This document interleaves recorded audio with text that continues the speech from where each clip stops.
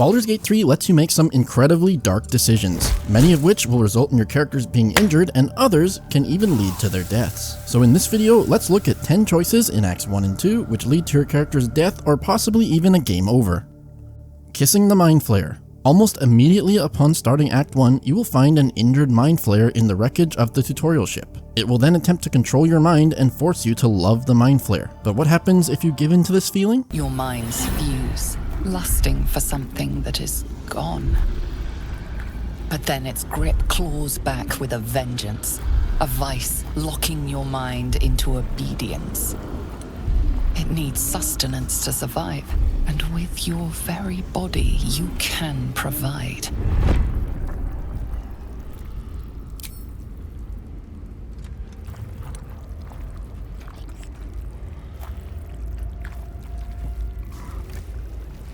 Warm, wet tentacles wrap themselves around your head, and for the first time in your life, you're perfectly happy. The Hag's Slave.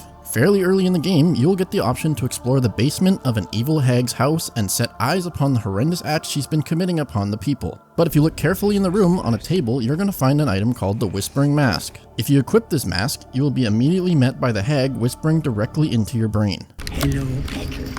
My, the mask suits you. Just relax.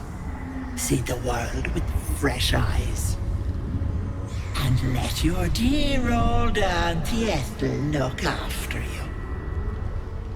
If you do not remove the mask right away, your character will then become mind-controlled. Stench of rot is a slap to the face. Suddenly she is there, beside you, behind you, inside you. Yes, I have you now, Petal. Don't worry. Auntie is going to take good care of you. This only results in a game over if your entire party equips the mask. You can save that party member by killing them and then looting the mask off of their corpse. Lae'zel's Solution. After a few long rests while making use of your parasite powers, you will be greeted by a cutscene showing how sick your character is feeling. If Lae'zel is in your party at this time, she will sneak up on you, offering a solution to your illness. Chukil Gate Vlakith Mazathok. Can you feel it crawling through you? Tendrils squirming in your chest, gripping your heart, piercing your belly. Your bones popping, your flesh swelling. I can. I see it in you.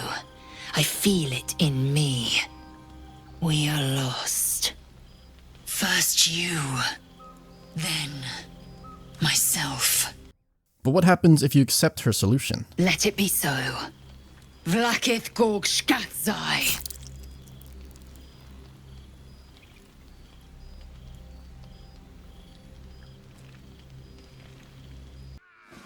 If we hide the UI after this scene, we'll be able to see that Lae'zel did actually stay true to her word. This is only a game over if it's just you and Lae'zel in the party, but if you have other party members, they will then fight Lae'zel, and she is lost forever as your companion. Sucked to death. After a few long rests while having Astarion in your party, you will be awoken one night to him attempting to bite you, revealing he is in fact a vampire. He will then attempt to persuade you into voluntarily providing blood to him, and promises to be careful. So what happens if you lay back and trust Astarion?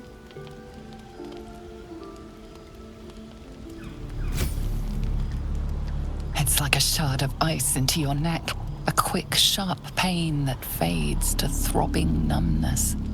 Your breath catches, your pulse quickens. You lean into him, losing yourself. You can feel your blood racing, coursing through both your bodies. A gentle, numb feeling starts to spread. You feel a little cold, but that's all. There's no more pain, no more fear, no more struggle. It's all over. Now once again, I've hidden the UI here, and if you keep watching this bugged out cutscene that you're not really supposed to see, we can notice that Astarion keeps going back for more, being even more violent and aggressive this time. Again, if you have other party members at this point, you will not be greeted with a game over, and you can just revive yourself in the morning. Believe in Gale. If the player chooses to murder the friendly wizard by the name of Gale, they will be greeted with a ghostly image explaining that you must revive Gale within 3 days or the world will end. If the player decides to ignore that warning, or doesn't read the dialogue like half the people on Reddit complained about, then after 3 long rests you're greeted with this lovely little cutscene.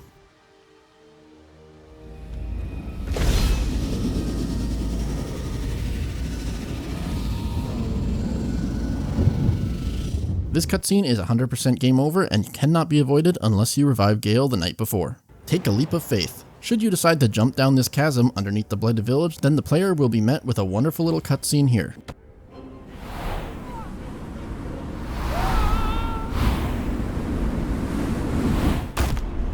This only kills the player that jumped into the chasm, and it can be avoided through spells like Featherfall. Boom. Early on into Grimforge, you're tasked with finding blast powder to deal with a cave-in elsewhere underground. However, the woman who has this blast powder doesn't want to give it up and doesn't want to go back to being a slave. If you approach her, she does not trust you and asks you to stay back, and she's willing to blow herself up to avoid going back to her previous life. Easy now. Let's not do anything hilarious. Shut your mouth, Hoon, or I'll shut you down. Try me, you fucker. I know what you are. One of Nia's cult goons.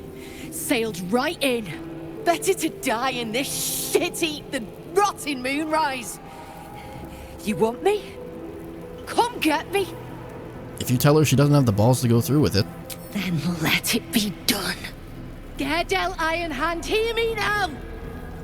Set me free.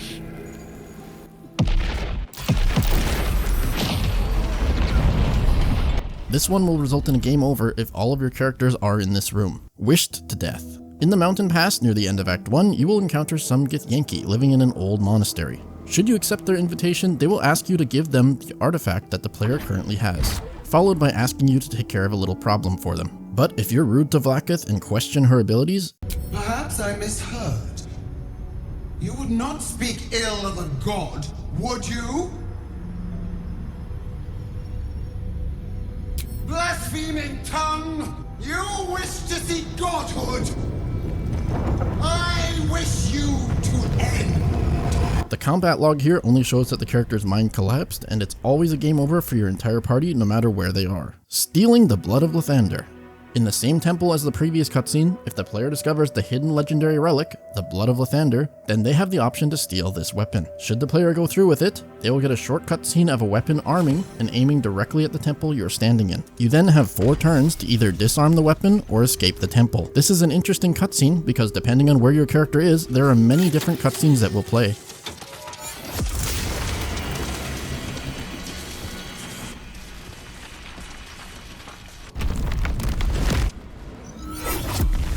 The first one plays if all of your characters are inside when it happens, and if you make it outside, then you'll get this cutscene.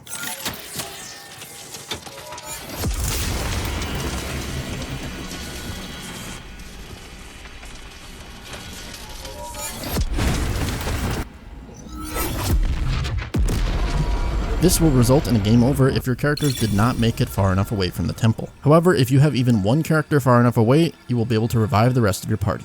And finally, turned into a what? This cutscene can actually be triggered in a multitude of ways, but the least spoilery way is that if you attempt to leave Act 2 and return to Act 1, then your dream visitor warns you that this is a bad idea, and that they will not be able to continue protecting you if you make this decision. Continue to ignore this warning 3 times in a row, and you're going to find out exactly why you were warned not to do this. Your stomach drops. Your chest constricts. Your thoughts begin to splinter. You are found. Now you hear me. Now you yield!